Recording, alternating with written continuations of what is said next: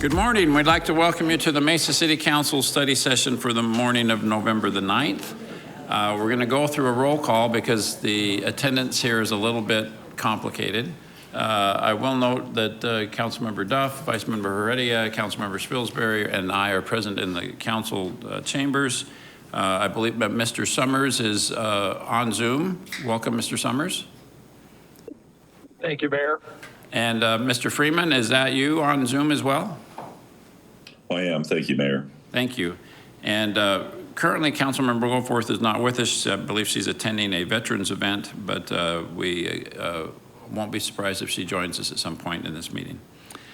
First item on our agenda, item 1A, is a presentation on proposed changes to the city's utility private line agreement buy-in program. Welcome.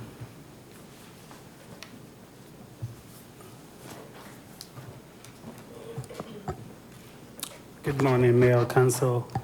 So the presentation before you this morning is to update our city utility buy-in program that has been in place since 1991. This request is coming to you based on various conversations with the development community and as another way of continuing to streamline our development review process. And with me here is Beth, who is one of our deputy directors for development services, and Adam, one of our assistant city attorneys as well, who help with the presentation. So I'm going to try and explain this as simple as I can. What you're looking at right now, this is our utility buy-in program. So basically when there is a proposed development, so many times they have to extend the water or sewer line to their site. What you're looking at right now is example, if there is an existing development here, and that development basically extend the sewer line from the edge of where the existing line is to the end of their property.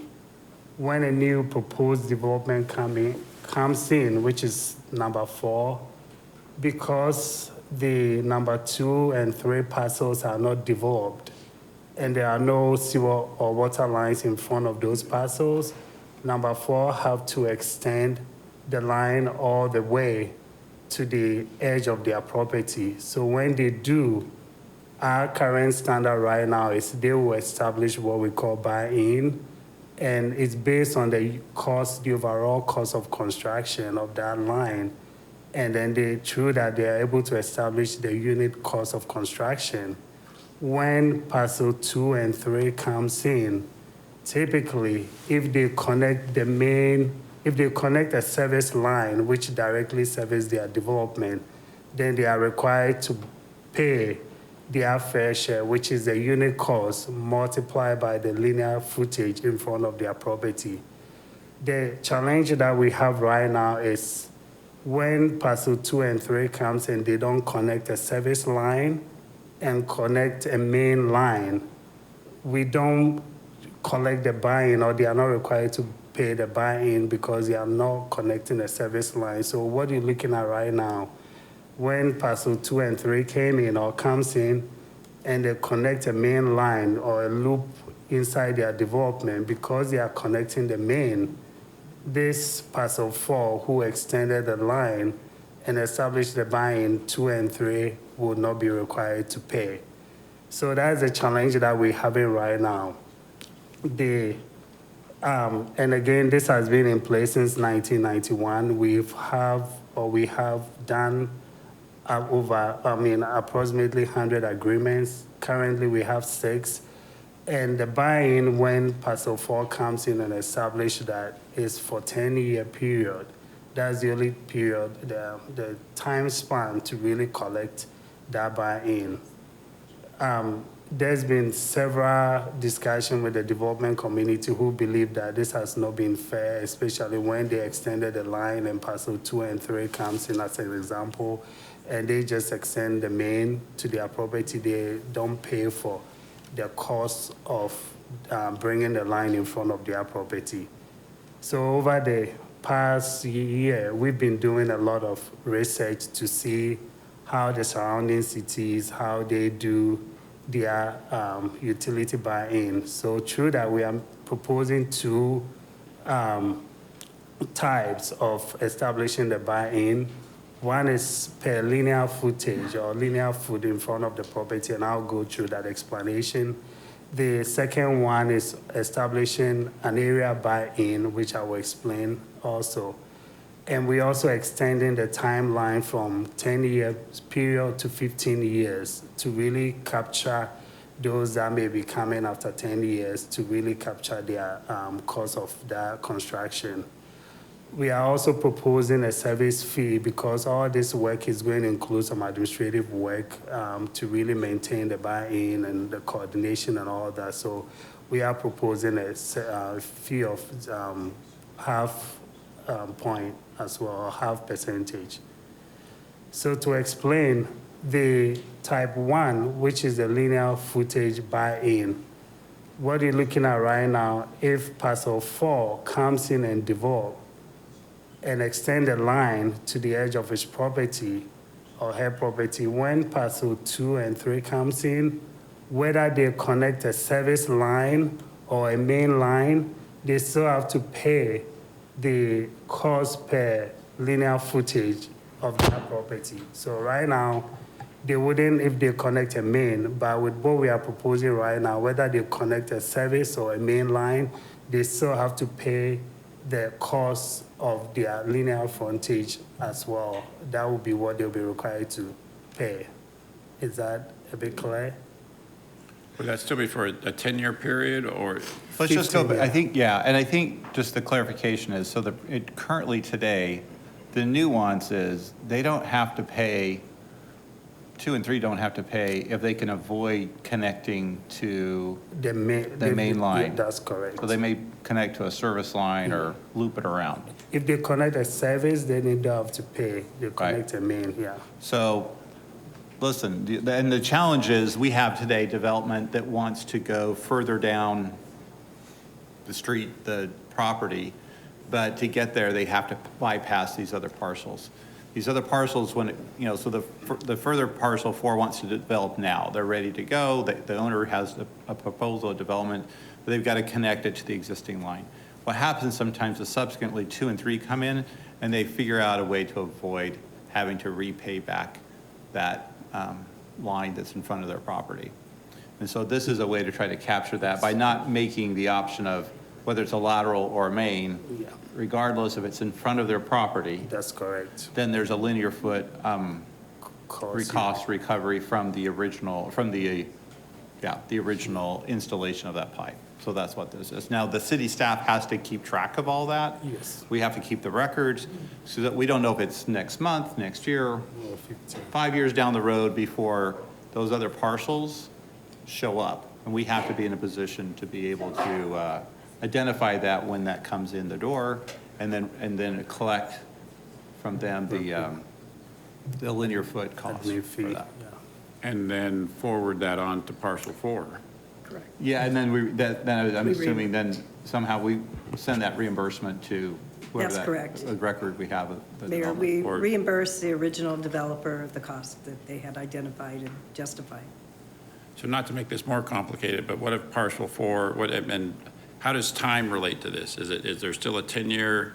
I mean, if 2 and 3 move in and say, wow, that happened, 10 years ago, and I thought I was developing in an area that's already got infrastructure and, Mayor, council members, we now are proposing a 15-year term, extending it a little longer, realizing that, monitoring it into the future is always a challenge, and developers aren't always available 15 years from when they developed, but we will endeavor to make sure the reimbursements get back to them. It has presently been 10 years, and that has worked well, but we always realize there is the potential that someone will wait till year 11, and so we now are going for 15. and then does the reimbursement go to the owner of, the developer of Whoever we have 4, record of, or the We'll have current a owner of the property? Correct, Mayor. We'll have the agreement with number 4's developer or owner. That's who we will execute an agreement with at the time that they develop and provide us all the exact costs and receipts of construction.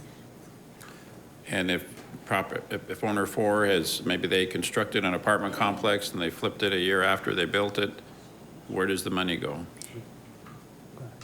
Mayor, it would be returned to the developer who Okay. expended those costs. the Usually that construction. developer is, probably turned it over and sold it to the single-family home developer, but Right. he's still of record, He's or the- we can reimburse them. Because a lot of times these developers do come in and do all the entitlements, they put in the infrastructure, and then they sell off the property for Yeah.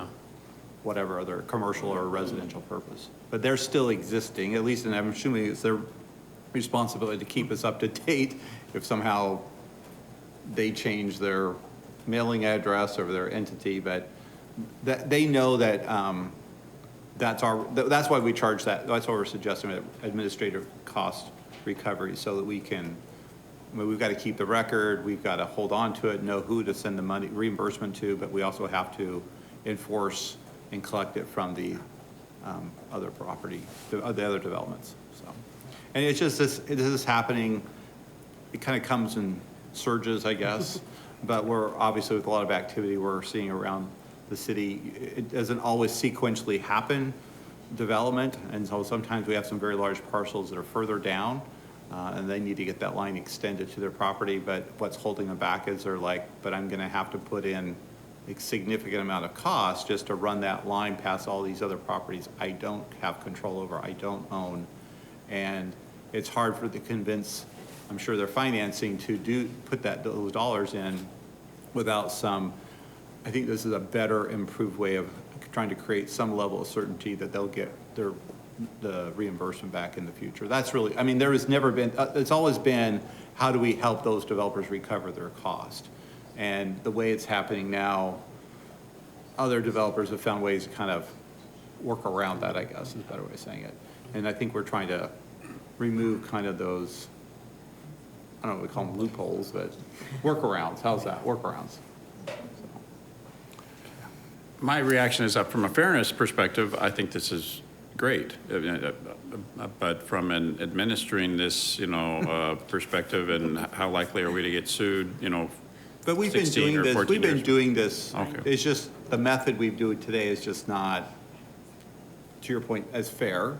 We think it allows others to do workarounds. We think, so we've been doing this since 1990, whatever, 1991. 91. So Yeah. it's been, Okay. that part is not uncommon, and we've looked at how other cities are doing this. So this is not unique to Mesa. This does happen in other communities. And I would guess the property owner four is going to help us keep track of that. I think along the way. I think as soon as they see someone breaking ground next door, they're gonna Yeah. want to make sure. Yeah. So now this is one approach, there's two options here, Yes. Mayor. So this is the linear foot buy-in. Let's just quickly share with you, there's another methodology that we're proposing to. Service. Mayor Council, the next one is also by service area. So when a development comes in, they will work with our water resources department and establish what we call the service area. That service area is a whole area that will be served by a water or sewer main. So example, what you're looking at, the blue line is where the existing line is. When a development comes here, let's say where I'm showing, they will extend this line. And when they also extend the line, what they will do is they will submit all the documentation to our water resources department to really review to make sure that they agree with the whole service area. So based on the service area, they will calculate the unit cost of the line. And so any development that comes in will pay the unit cost multiplied by the size of their lot to really pay the buy-in. And this is only going to be applicable for main lines that are installed on Collector and Arterial Street. So that's the second type that we are proposing. So this one is not only based on linear footage, it's based on the size of your lot multiplied by the unit cost that is established with the connection. But these are lines that service a much bigger area. These are the larger lines running down the major arterial. So they have a broader benefit than just the adjacent properties. They're bringing in arterial and collector, I'm trying to think what the utility, what do you call them, Chris? These bigger lines, these? Interceptors, so these are large, they're not just servicing just that line, right? We're bringing the capacity into that, insert that entire area.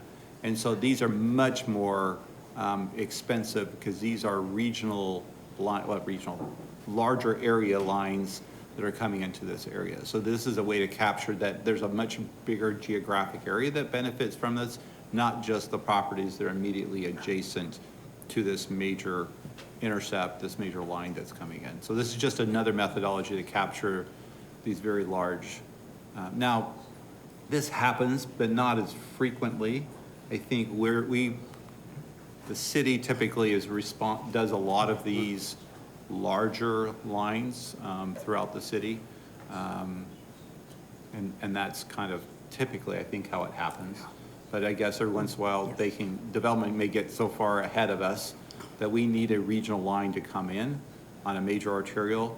And again, the developer, the first one in, it's a big, heavy lift financially, and they know that it's not just them gonna benefit, there's gonna be an entire area, not just the adjacent properties. And so this is a way to try to recover that cost to everyone. Now, we're running out of a lot of areas where this would apply, but it has occurred, and so we just wanna make sure clear how that would work in the future. Yeah. Is that fair? Great. So as we said, and as Mr. Brady said, this is the 0.5 or the 0.5 service cost that we'll be collecting. And we do have staff, Beth and another staff that work on this program. So we do have staff from development services that have been working over the years on administering this program. Mayor, Council, in developing the updates to the program that we're presenting to you this morning, we looked at what some of the other municipalities in the area do as far as their programs for a couple reasons. One, to borrow what we thought would work for Mesa, and then also to make sure that what we were proposing was going to be generally consistent with what we're seeing in the region. And to that point, this slide, we gave kind of an overview of what some of those other municipalities we looked at are doing with their buy-in program. So Phoenix, for example, they allow either service area or lot frontage based buy-ins for their water system, and they allow only for service area when it comes to their sewer lines. Gilbert and Queen Creek offer fewer options. They both only allow for lot frontage-based buy-ins for water, and they only allow for service area buy-ins for their sewer lines for the extension of those systems. So while each of the city's programs has their own nuances and unique characteristics, I think what we're proposing is consistent, or at least not inconsistent with what we're seeing in other municipalities. Mayor, Council, we also did a kind of a beta test with our development advisory subgroup, and they were very excited that we're actually making this change. We had a very exciting feedback from them as well. So our recommendation is to move forward to recommend adoption of a resolution to establish these standards, which will ensure there is equitable sharing, cost sharing for extending those lines, and also to support our infrastructure expansion. If council deem this fit, we will be bringing this to council for introduction on November 20th and then action in December. All right. Council, Ms. Spilsbury. How is the service area established? So the service area, when a development comes in, they will look at all the possible developments that are going to be connecting to that line and submit a report to our Water Resources Department to review to make sure they agree with them, and through that, we'll establish the service area. And then that would just show up on their bill or whatever? Go ahead. The utility buy-in fee, Councilmember, the utility buy-in fee is collected at the time the permit is acquired. Oh, So okay. when the newest development comes in, their plans, as they go through the planning processes, they're advised there's a buy-in here. As they go for permitting, it again is notified, and at the time the permit is issued, that fee is collected on how many acres they are developing. Okay. Mr. Reddy? How do you manage costs as far as setting the costs, say year 1 today to year 9 when another development? So is it kept the same or is it cost It's just actual cost. at that time? Whatever the Or whatever receipts the say, cost? whatever the receipts say, whatever they spent on that. We don't inflate it afterwards. We don't It's just inflate it. whatever it costs that development to put that in, we hold on, we have the record. Correct. And that's all we recover. We don't, if it's 5 years later, we don't adjust that. We don't It's just- adjust that. No, it's Okay. just whatever that amount was. Whatever, so, okay. Mr. Summers, Mr. Freeman, any thoughts? No additional comments, Thank you. Mayor. I'm very interested in seeing this on the agenda. Mayor, my thought is similar to yours about the development of Lot 4 and making sure the developer is reimbursed for the cost of extending the service line. But one thing I'm trying to understand is the buy-in of the service area. If there was an example of that, what there might be for a cost involved. And I think that was one of my 2 questions. But what would it cost for a service buy-in? Is there an example of that, Nana or Beth? Mayor, Councilmember Freeman, my understanding from Beth is we do have about 2 currently. Correct, Councilmember. We have 2 that we are active, and they are on lines that the city installed. What we do is we take the actual cost of construction of that, in this case, dotted line, and we take the actual receipts and documentation and verify how much the sewer or water line cost. And then by the acreage that is determined, say 100 acres, it's divided in a unit cost to that. Then as each development comes in, and it's a 5-acre development, it's 5 times that unit per acre cost. Does that make sense? Yeah, it does. So I'm going to guess here that if the city were to do the installation, we would do it much cheaper than a developer would or a private contractor. Not necessarily. Actually, we are probably the most expensive option because of our Okay, then. processes. So sometimes that is the motivation for privates to do it. They may do it faster and cheaper, so they may go ahead. Now, if they want reimbursement from the city, then they have to follow our procurement rules. But if they're doing it for the benefit of just themselves and then hoping to get reimbursed later by other future development, it oftentimes is, if they have the financing, it's often cheaper and faster for them to do it. Gotcha. Thank you. That's all the questions I have. All right, thank you. I was going to give Mayor and Council, I was going to try to give you a simpler example of the service area buy-in, and that is, think of a flag lot, especially like in industrial sites where you might have the heavier industrial behind lighter industrial that might be up against a roadway, and you have a flag lot back to the heavier industrial. So the linear foot fee doesn't really capture the cost because the frontage is so small, whereas there might be a very large lot that's sitting behind the lots that are in front up against the arterial street. And so you can see where the service area, that's a simpler version of where the service area would make more sense in that situation, where the developer would probably choose that. All right, Ms. Duff. Just to complete the picture, this is a related question, but not specifically. How do we cover our costs on the maintenance of those lines? That is in the rate fee that we're charging for water, sewer, Yeah. whatever the And everybody service pays is, that, yeah. right? Yeah. And then for replacement, we bond, right? Oh, yeah, if we have to ever come back. Yeah, replacement, a lot of times though, Chris will use liners or other methodologies. We try. Interception. It'll happen where we're replacing some lines, but a lot of times we'll try to use other methodologies, yeah. My only concern, I know this isn't specifically, but it's related. we've had such tremendous growth, let's say in District 6 specifically, over a short amount of time, that all of the service lines are going to age about the same time. And, you know, how we prepare for that as a city in, you know, replacement or Sure. maintenance and stuff like that,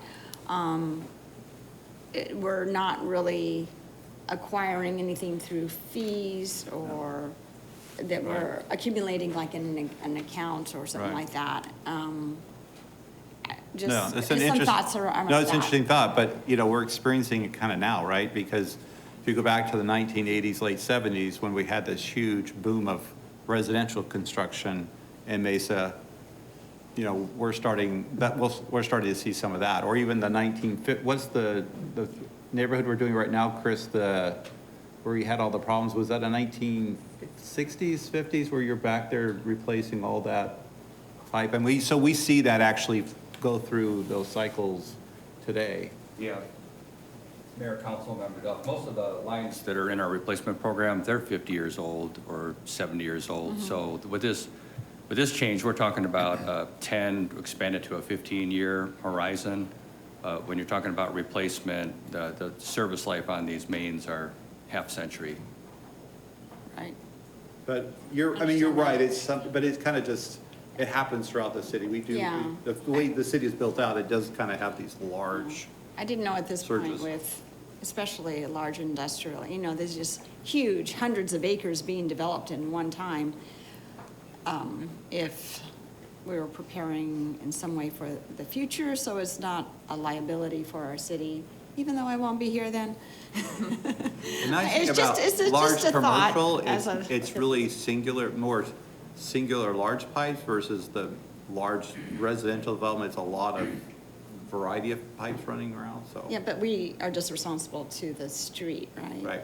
So, anyway, just a thought about that and how we're preparing for the future. I know it's not directly related to the decision we're making today, and I agree with the recommendation. Thank you. Thank you, council. Any other questions or comments? All right, so this was just for information, but we saw the timeline that you're proposing, and I think you're getting. You'll see it on the agenda for the 20th. November 20th. No, yeah, November, the introduction and Okay. then later for the final approval. Okay, thank you very much. Sounds like a good change. Item 1B on our agenda is a presentation on upgrades to the firefighters Memorial Park.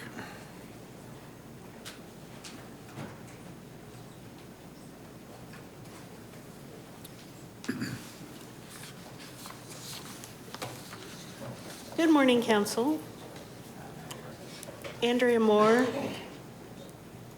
Parks, Rec, and Community Facilities Director, and up here with me I have Brandon Erno, our Deputy Director, and Mark Ahlstrom, the Assistant City Engineer. And we would like to go over an enhancement that we're working through for the plaza that's north of Fire Station 201, to formally designate that as a park for Firefighters Memorial Park.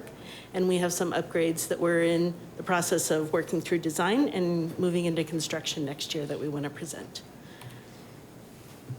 So this is the area north. It's already a plaza. It was constructed when Fire Station 201 was built. And the overall plan is to have some major park improvements in there. The finishes, the concrete, the drainage, the lighting, they're all due for updates. And so we're going in and doing that as Parks Bond funding. That's the $280,000 for this first phase. But in addition to that, we've been working with Mesa Fire and Medical to put in memorial components for fallen firefighters. And that component is still in being raised, funds are being raised through the private efforts of that, about $200,000 in that first phase as well. So overall, we're looking at about a $480,000 project for updates to that plaza and formally turning it into a park. And just quickly, this park was not in the 2018 park bond. So this will but we are trading out a project that has not moved forward. We've had some issues with the way it sits in the flood, not flood, but It's a stormwater. retention basin. Detention basin, thank you. So this would mean that we would not do the Harris Basin Playground, which was in the 2018. So we'd swap that out for this project here.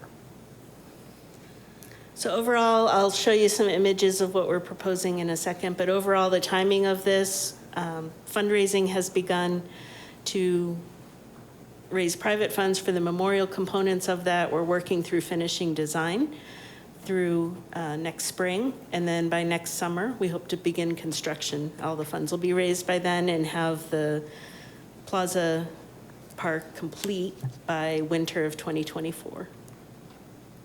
The fundraising pieces that are being worked on are in partnership with many parts of the community, the Mesa Chamber, Mesa Public Safety Foundation, United Mesa Firefighters Association, Core Construction, which is the contractor we're working with for this project, and then Perlman Architects for the design. And they're looking at a variety of ways to raise the $200,000 for that first phase of the memorial components. So currently, the park, these are some current day pictures of it. Quiet, contemplative place, but definitely in need of some updates, additional lighting, improvements to the overall drainage, get the grass to grow better, and update the seating area around there to be more of a plaza-type setting. And what we're proposing, this is one view of it.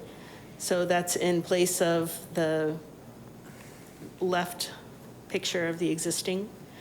It enhances that. So a memorial wall, some encouraging statements, quotes, seat benches through there, the flags, and lighting. It's another view of it. Bird's eye view. And so what we're looking at is just on the top of the picture would be the fire station just beyond that. Andrea, I think what the wall remains, the current wall, it gets cleaned up, but we also are creating plaques so that names of fallen firefighters can be included. And then we're taking the current, or the current plaques, right, and we're putting those on the backside? Correct. Right. So it's just, that wall is remaining. How it gets used and the plaques that are on that, that's part of the change that's taking place. The wall to the east, southeast, that's new. That's new. That's the taller one.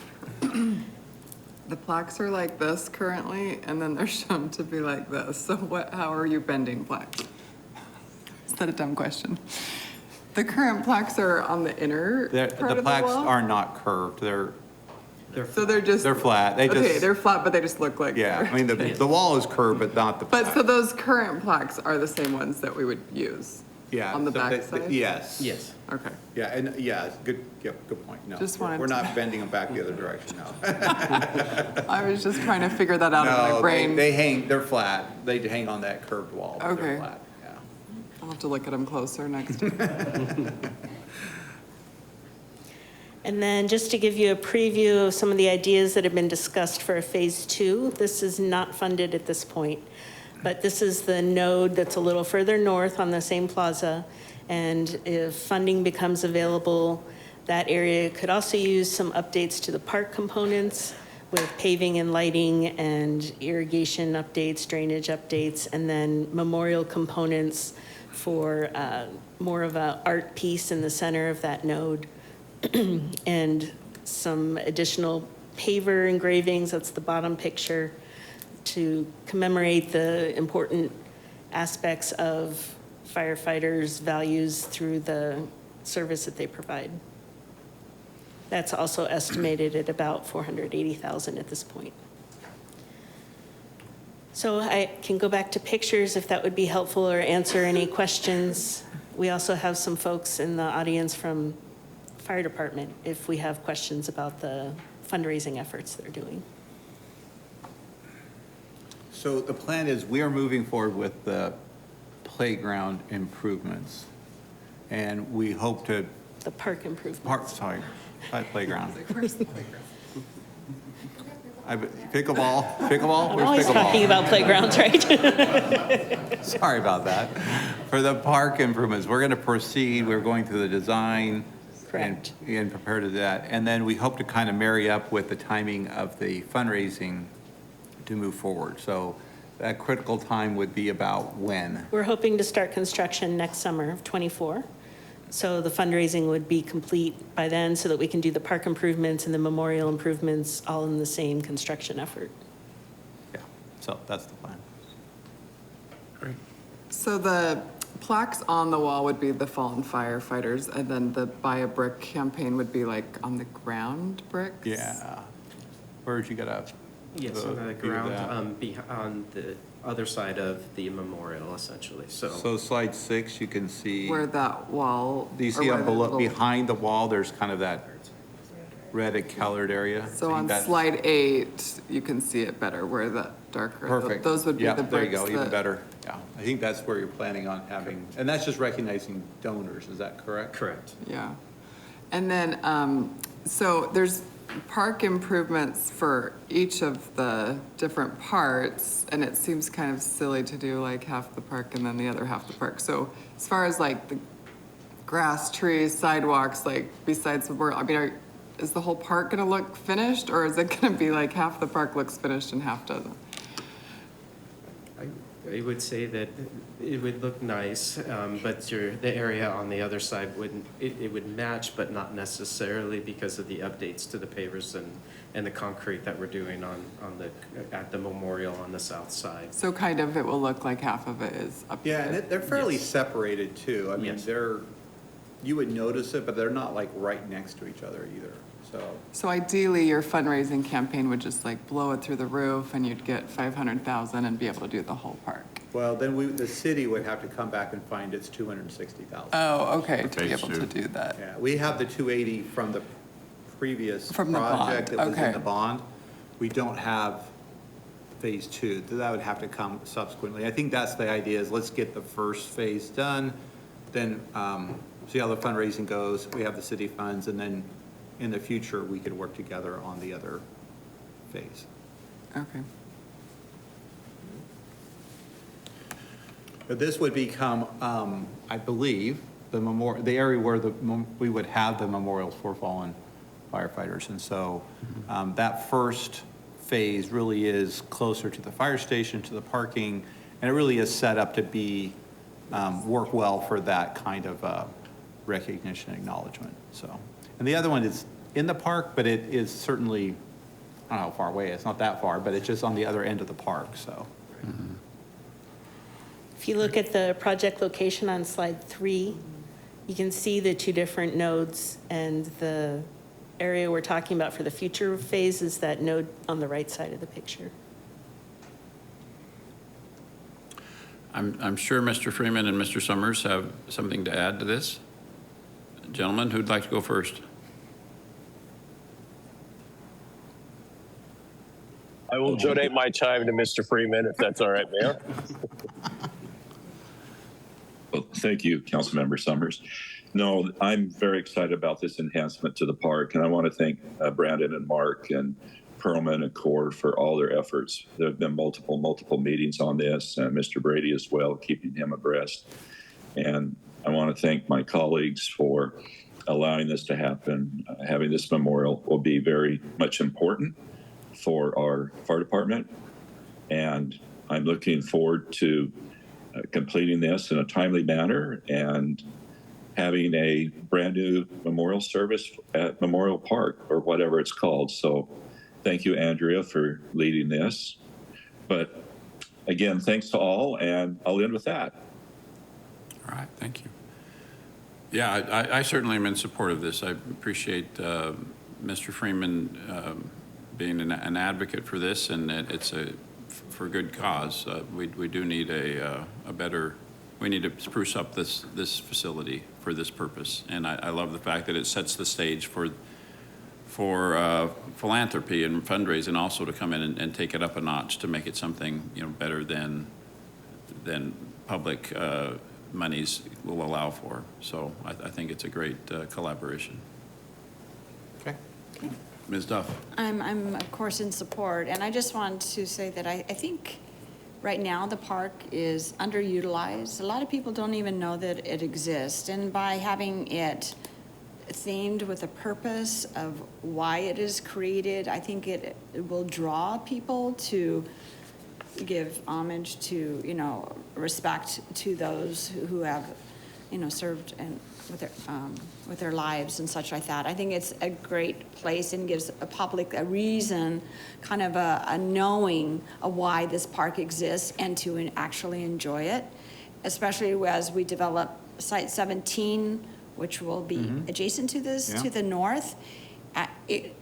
Tying that into that development gives an extra space for people to find, it's kind of a place that's very peaceful and you find solace, and versus a park that is active with kids or events and such like that. So I think it'll be well utilized in downtown, and it is needed, and as well as is a great homage to our firefighters or public safety, however that turns out. Thank you. Great. Thank you very much. All right, thank you. Item 2 on our agenda is to acknowledge, well, let me see. Wait, I'm sorry. Item 1C, here we go, is an update on the Together Mesa Art in the Park upcoming events and community art. Andrea? Good morning, Mayor and Council. Happy to be with you this morning. Andrea Alacote, Director of Diversity and Engagement here at the city. And we just wanted to take a moment to bring an update regarding our Art in the Park program, since we will be having the first event tonight. And we want to thank Mayor and Council. This was a program that you had supported when we had presented this year's budget proposals. And at the time, we had provided a loose concept. And so just coming back to you once again to give you some of the updates of information and elements that we're incorporating. I also want to acknowledge that this is very much a citywide effort to support our diversity initiative, our Together Mesa Diversity Initiative. I want to give a special shout out to our Parks and Recreation Special Events team, the Arts and Culture Department and their community engagement team at the Mesa Arts Center, and then Community Services community engagement team as well. All three of those areas have really significantly contributed to the vision of this program. And they will be the ones staffing and hosting the events moving forward. So the intention of this effort is to bring arts and creative elements directly into neighborhoods and to find ways, a unique creative way for the city to engage directly with our community residents. It is to bring visibility and awareness to different diverse cultures and celebrate our community through artistic elements. The other main feature and intention of this program was to select a featured artist to coordinate a participatory temporary public art piece that will be unveiled during our City Hall grand opening. And this is what I'm very excited to show you what that will look like and consist of in the next upcoming slides. And then finally, we are bringing other art-based elements into the neighborhoods directly. So we did engage two of our advisory boards, the Arts and Culture Advisory Board, or Museums and Arts and Culture Advisory Board, excuse me, and the Human Relations Advisory Board.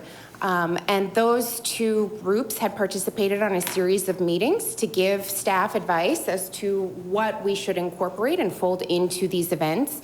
And so we're happy that we're going to be featuring tabling events from our museums. We're also reached out to some collaborators such as the Mesa Historical Museum, the Millet House, and our Arizona Children's Theater to be able to bring different artistic elements into these events. So there's going to be a series of 6 community events, one within each council district.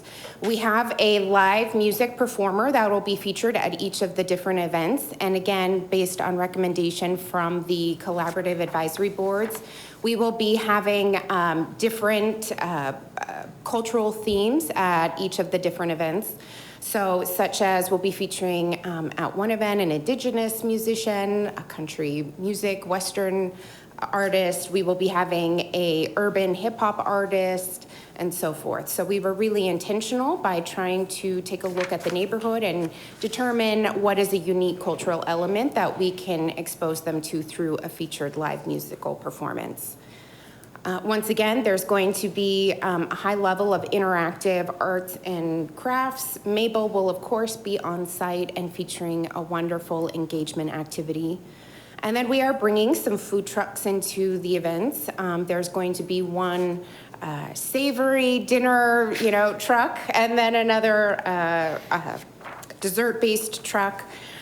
We are hoping that the neighborhood is going to come out with their picnic blankets, maybe perhaps even bring their own dinners and just enjoy the few hours with us out there. It'll be a very engaging, fun, family-friendly event. What I'm most excited to share with you this morning is the selected artist that we had chosen for this. It went through our proposal process through the Art Center. Beth Nyback, she is a national recognized artist, and you can see that the art piece here that she has designed is going to be entitled The Flip Side. This will be a large interactive sculpture that, once again, it'll be displayed within our City Hall, the new City Hall, within the lobby space area for up to a year. And it will be a way that we are bringing in our community into such a celebratory and historic moment of the actual ribbon cutting event, but then gives an opportunity for the public to want to come down into City Hall to find their tile on this particular sculpture. So you can see that it is going to be made up of over 300 colorful acrylic tiles that will be mounted on a stainless steel wall rods. From the lower end, it's about 5 feet, and up to the taller end, it'll be about 7 feet, and then it'll span about 20 feet wide. This gives you another angle that as you're coming down the staircase, or from the second floor of where the City Hall chambers are going to be, you can look down and see that there is a figurative M of the design. And then the unique piece, each one of those colorful acrylic tiles has a front and back. So at our Art in the Parks event, the artist will be on hand. She's going to be working with a photographer, a local photographer, to be taking headshots. Black and white, they will be posted on one side of the tile. And then on the other side of the tile, there will be an engagement activity for the public to be able to write some words. So once again, you will have over 300 community members that are going to be physically represented in our new City Hall. This will, of course, be taking a look at all of the different demographics and representation of our community. And once again, since we are intentionally going out to 6 of the different council districts, we can ensure that, again, your constituents are all represented. And so again, part of the request when we had put the call out for artists was a highly interactive engagement element. And so just to drill down on that a little bit more, you can see that she was very intentional on how she is going to be approaching the engagement elements. She will have a mini mock-up of some of the rods so that the public can see physically what they are going to be contributing to. And to help better promote, again, the unveiling at the City Hall grand opening next year. She will have some prompter questions, and those were really significant in the selection and were highly regarded by our advisory boards that had given us some feedback into the selection of the artist. You can see some of those prompter questions. What is your strength and what part of your character are you most proud of? That really leans into our Together Mesa values. And then she, being a mom herself, also is going to be reflecting those questions so that they're appropriate for children. You know, what makes you proud or happy, and what is something that you're good at? So all of those different prompts will be on the table, and as you can see there on the bottom, she's going to have different types of pens that people can write their responses to on those acrylic tiles. So their photo will be on one side, their response will be on the other side. And we will have these wonderful sentiments in our new City Hall. So the kickoff will be tonight in Whitman Park. The events are all going to be occurring on Thursdays from 5 to 7 p.m. You can see the lineup of the remaining dates and locations. All of you will be, of course, invited and welcome to attend the event, hopefully within your district, but if not, feel free to attend any of the other events as well. Again, I want to give a shout out to the special events team and our community engagement team because they are really actively promoting this within the neighborhoods.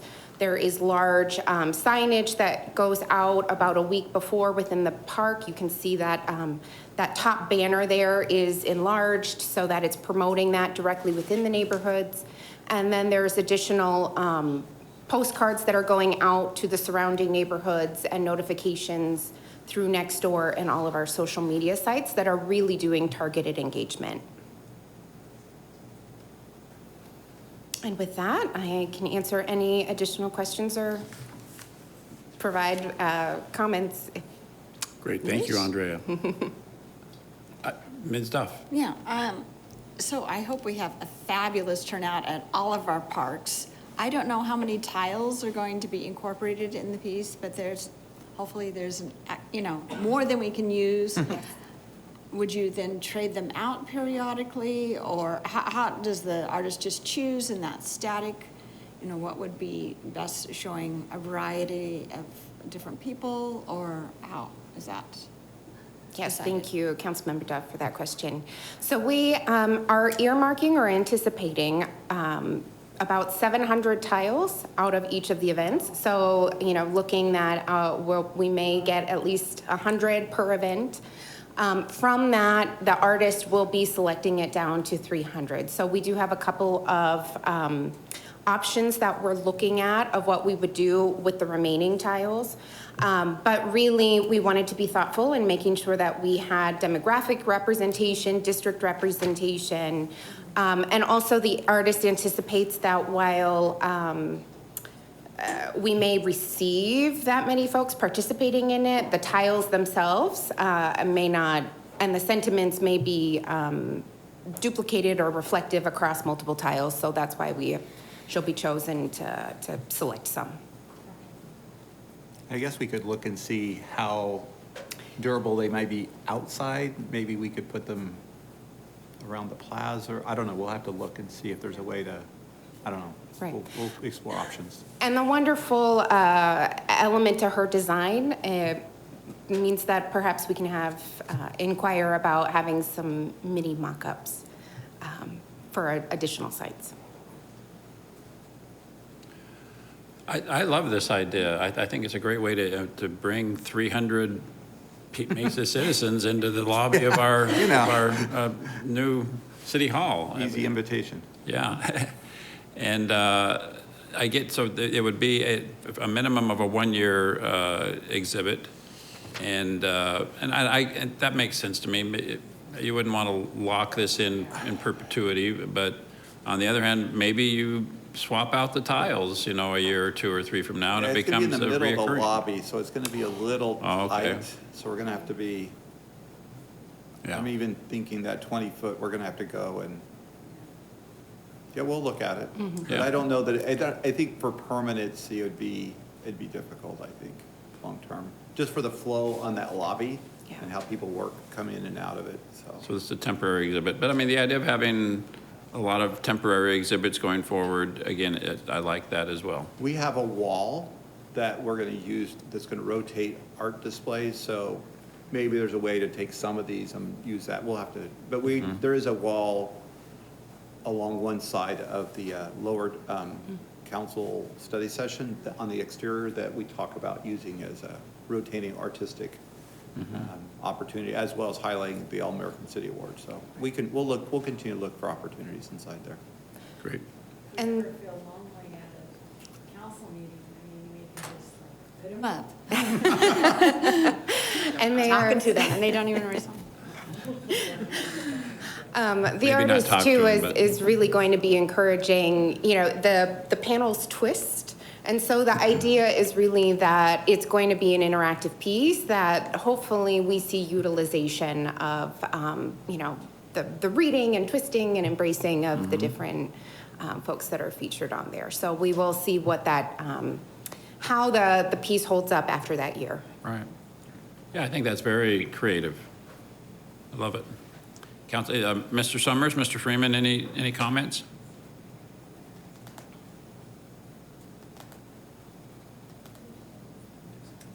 Thank you very much. I'm good. I think that's going to be a wonderful art display. Thank you. No comments, Mayor. Thank you. Thank you. All right, Andrea, thank you very much. Moving on, item 2 is to acknowledge receipt of board minutes. Is there a motion to that effect? Thank you, Ms. Pillsbury and Mr. Heredia. All in favor, please say aye. Aye. Mr. Summers and Mr. Freeman, how do you vote? Aye. Aye. Thank you. That passes unanimously. Next is current events and conferences attended. Council, I know you've been busy. Anything you'd like to share with us? I know. Oh, I'm not going to bring that. Well, I will bring it up for you, Julie. The other night, I get my Tuesday night, right? It was Tuesday night.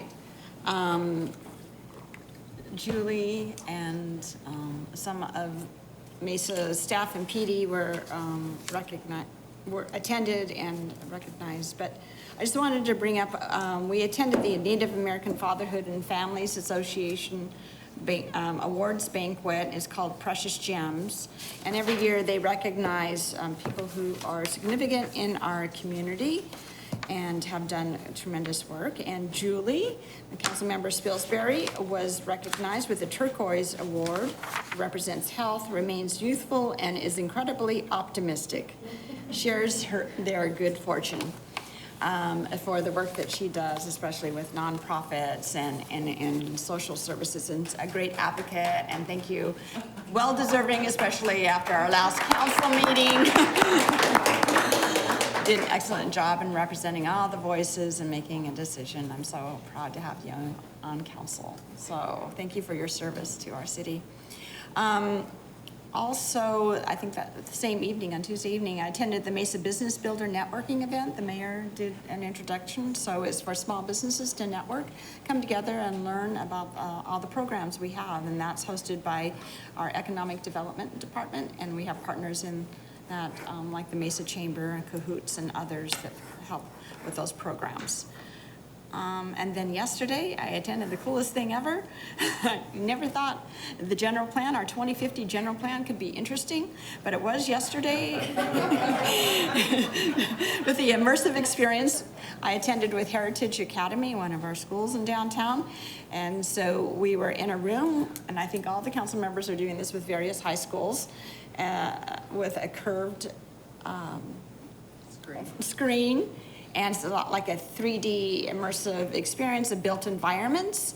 And then the students are making comments based on certain scenarios of living and shopping and parks and recreation, mobility, retail, and what that looks like and how they vision that for their future of our city. So as we plan our city, they will be adults throughout this process, and they will be, we appreciate their input, and they'll be experiencing some of these things that we're planning in a general plan.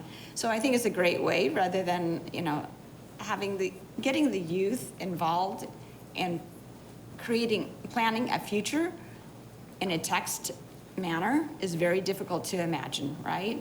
But to be in the city, in the scene, in the environment, and knowing what that looks like, feels like, and having their comments is and they're very insightful. I was amazed by the comments. Very, they could have been in the planning department. They really looked at it in a deeper way that I didn't expect. And so I think it was a great event. Thank you to Jeff Robbins and his team in the planning department and the Chorus ASU for collaborating in order to provide this experience to the students. Thank you.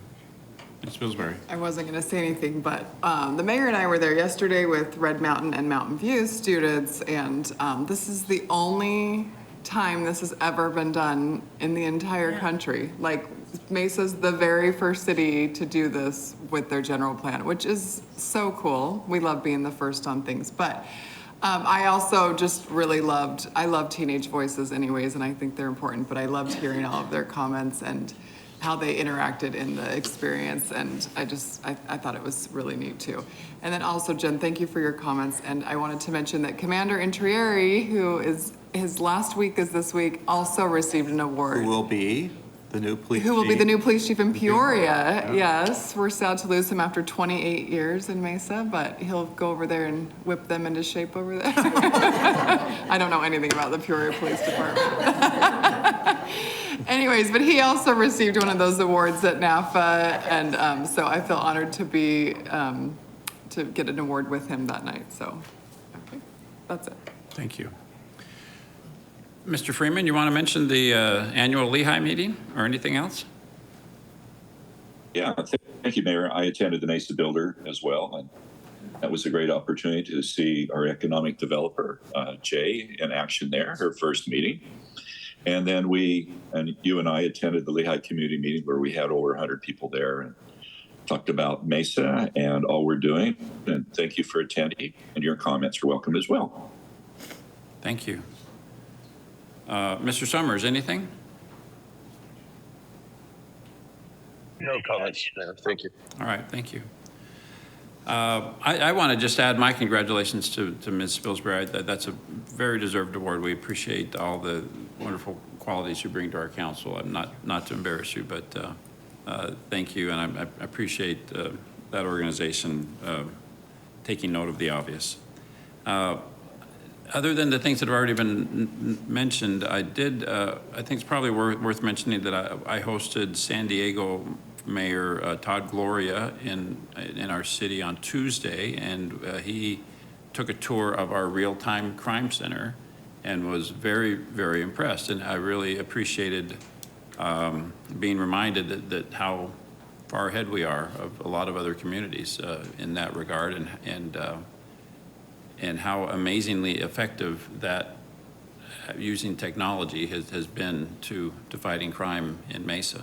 We're not immune to crime, obviously, but when something bad happens in Mesa, what I told Mayor Gloria is, I know the next day we're going to be announcing an arrest because we're utilizing all of the tools that we have.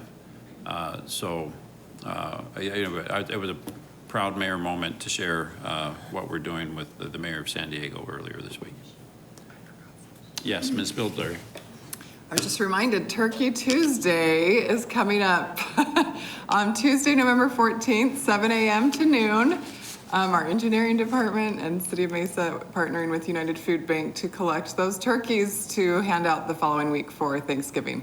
So come drop off your frozen turkeys at the north parking lot of the convention center. I noticed there's also a drop off out at Falcon Field that they'll bring them over.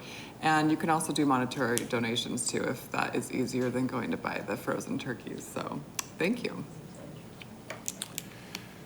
Mr. Brady, what does our schedule of future meetings look like? Thank you, Mayor. Just a reminder, we have a study session. The study session for the 16th has been canceled for NLC, but the next council meetings will be Monday, November 20th. So council will be sending out the agenda. We won't have a Thursday study session to review it. So if you have any questions, please feel free to contact staff. And then also a reminder that this Saturday, November 11th, from 11 a.m. to 11 a.m. until 2 p.m. is the East Valley Veterans Parade in downtown Mesa. Thank you. Great. Yes. I just realized if we're not going to meet again until the 20th, the food distribution for Thanksgiving is the 20th. So I want to make sure people know about that. So that is starts at 9 a.m. So if you are needing food for Thanksgiving, that's also at the convention center starting at 9 a.m. until 1 p.m. or until the food runs out. Right. This is, again, to me, a flashback of how good we got at distributing food during the pandemic. So literally, we're now have the capacity to have a couple of thousand cars show up in our convention center parking lot and very quickly put 50 pounds of food in their trunks. So if you know families that would benefit from that, please let them know that that's happening Monday morning, the 20th. Council, if there's nothing else, that concludes our agenda for this meeting. There's a motion to adjourn. Thank you, Ms. Pillsbury, Ms. Duff. All in favor, please say aye. Aye. Thank you. We are adjourned.